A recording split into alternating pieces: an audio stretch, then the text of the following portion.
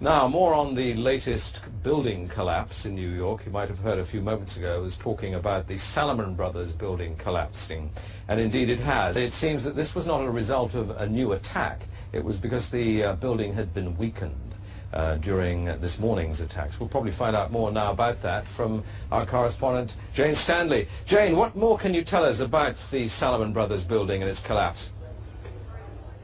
Well, only really what you already know. Details are very, very sketchy. As you can see behind me, the trade center appears to be still burning. We see these huge clouds of smoke and ash, and we know that behind that there's an empty piece of what was a very familiar New York skyline, a symbol of the financial prosperity of this city, but completely disappeared now, and New York is still unable to take on board what has happened to them today.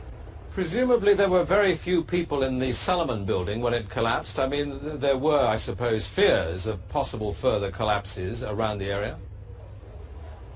That's what you would hope, because they don't really know where to turn. That's the very sad thing. I think there's going to be a lot of very, very traumatized people that has hit them very, very hard.